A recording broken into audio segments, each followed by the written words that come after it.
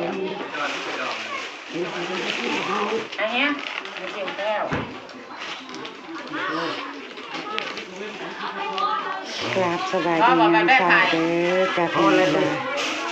สบายดีว่าสุขสุขคนจ้านี่ได้หับสู่ช่องแม่น้องบ่อยคือเก่าคือเดิมพบพอกันตอนเช้าจ้ะกับผ้าควนอันสวยงามแล้วเมื่อนี้ก็บอกว่าได้เข่าสวนจ้ะสวยงามผูกแขนเพื่อนพี่น้องกำลังแต่งผ้าควนเป็นงานผูกแขนงานยาห้างนะพี่น้องแถวบ้านประบัวเพิ่นสิกินดองกับผูกแขนเนาะเฮ็ดผ้าควันพอเลิกลายาห้างกันก็สิผูกแขนอีกทีหนึ่งว่างานสิ้นห้าเนาะพอแล้วหนอมันอยู่เลยตามประเพณีบ้านประบัวผู้ใดอันปลาลูกปลาขวก็สิมีงานอีกแบบนี้อีกพี่น้องคืองานยาห้ากินหิ้งนาพี่น้องเป็นกำลังเห็ดผักหวาน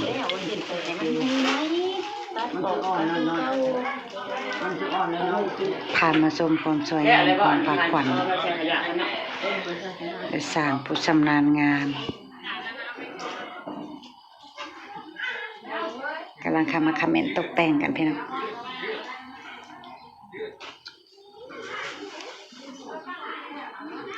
เฮ็ดโดยใบตองสดๆทางนั้นเลยนะพี่น้องบ่แม่นของปลอมเลยของแท้หยิบมือประดิษฐ์ประดอยกันเองอย่างนี่เด็กก็ชิมหานี่เด็กดอกไม้กันแต่งไว้ชิมหาดอกเราเรื่องอะไรนี่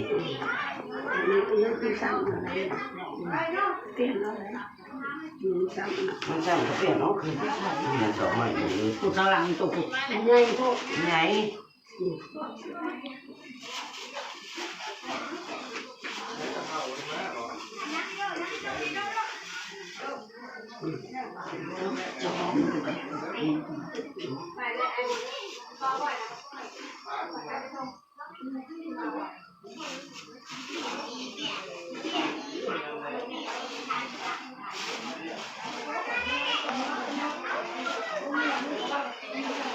ใหญ่โหดอันนั้นแบบงอกอุ้ย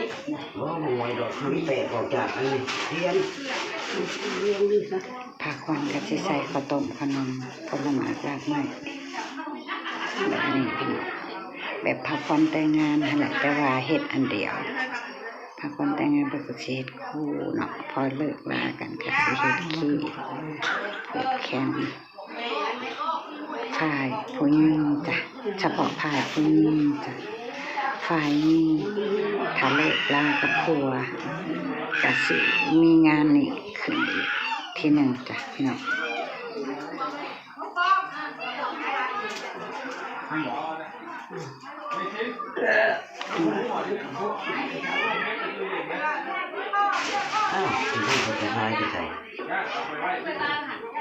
พระบัวก็มาแต่เช้าแล้วจ้ะมาแต่งอยู่คนกินน้ำเพิ่นซอยงานเพิ่นเสร็จแล้วก็พาพี่พาน้องเขามาส่งพาขวัญงานฝีมือเนาะพระบัวก็มากได้แต่ว่าเฮ็ดบ่เป็นเนี่ยเห็นเพิ่นกำลังเริ่มตกแต่งพี่น้อง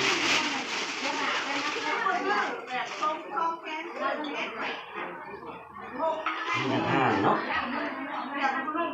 ห่างมือเลย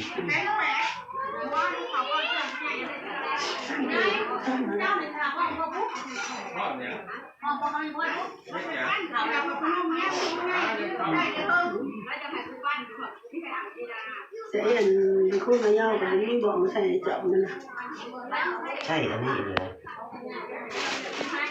ใช่ที่นั่นเลย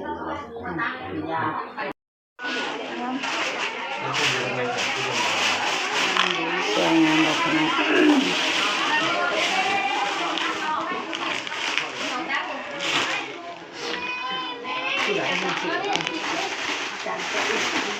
พอจะ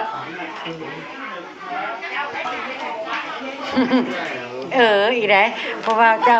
อีกแสดงว่ายอมรับว่าแม่น คนโตกับผู้ชายเรากับผู้ว่า เนาะ ติดต่อเป็นอะไร ยายผู้ใดหมอสูตรผู้ว่าเจ้าบ่ตอ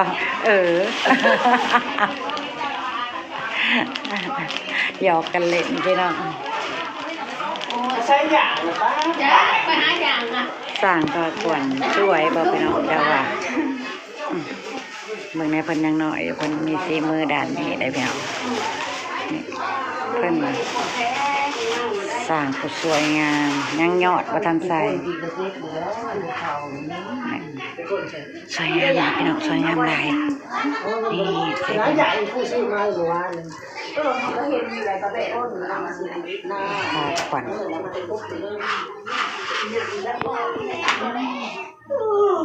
อะไรกับไปที่เป็นเก่งงานเลยนะโอ้อยากไปซื้อมันคือผมก็อยากยักษ์ลง เราอย่างใจยอดพระขวัญ ลงแล้วลงหมดไว้แล้วตามเบิ่ง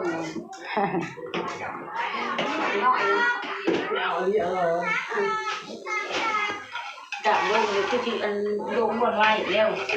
ในอันนี้คือผู้ชายก็คือนี่ใช่คือวันไหนใช่ใช่ไหมอันไหนลงถ่ายแค่ใส่แบบไหนเอาเนี่ยเปลี่ยน ใจ เสียบเท่าไหร่ ไทย เสียบยังนักข่างอันนี้ก็บอกข่าวชาได้แล้ว บ่มีขายผูกแคมก็ขาดว่าพระขวัญ เราไปดูไว้เราไปชื่อไปเอาไว้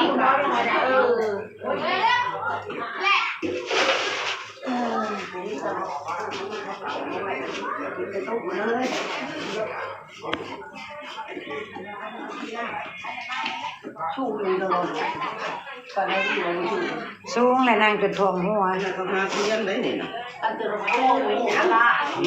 เราไม่เราไม่ เอาไปไว้ที่ถ้าถูกแล้วก็ทุ่งเทียน พา เอา ขวัญขาดอะไรก็คือพาผูกแขนเนาะพี่น้องนี่ เพียงแต่การขวัญ นี่ แหละ อะ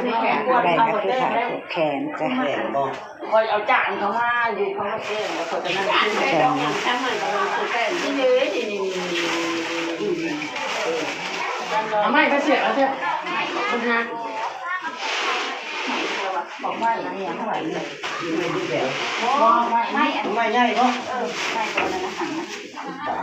มันเสียงเลยตอนนั้นเลยเขาบอกจะให้เขาออกไปแม่ไหนที่ก็ตั้งตัดประตูเลย นั่งมันออมด้วยเขาใส่นี่นี่ได้หรอเอาไปนะ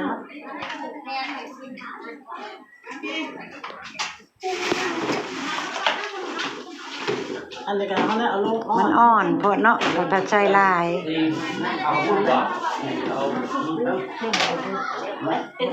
จะไปเอานะขนาด แข นั้น นอ่อนเกิน ใหญ่นี่ดีกว่า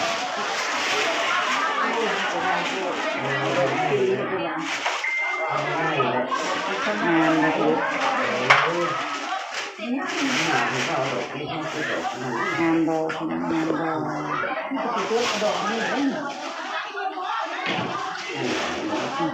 ข้างนอกก็เป็นเสื้อมีการงานกับประมาณนี้แหละพี่น้อง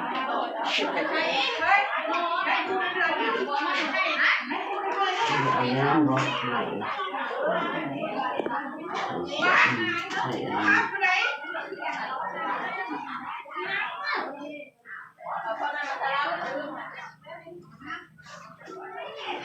อำลาพาจากนะจ๊ะพอกันคลิปหน้าจ้ะพี่น้อง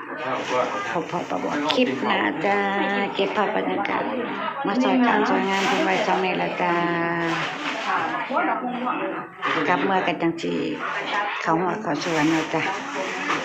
เรามาเราก็แยกเราหมด จ้า แล้ว ขอบคุณทุกกำลังใจขอบคุณทุกคำโฆษณาประบวเด้อพี่น้องเด้อขอบคุณมากพบกันคลิปหน้าจ้าสบายดีสบายพาเบิ่งความสวยงามอ่อนช้อนลายงามลายเพียง สี่ แต่ ดอกพ่อพ่อยักษ์สี่ดอกห้าดอกสี่ดอกสี่ดอกใช่อย่างนั้นมั้ยมาหัดอะไรหัดดาวอะไรแบบนี้เรื่องอันหัวเตี้ยนะฮะไม่เลยมือกับอะไรเพราะว่า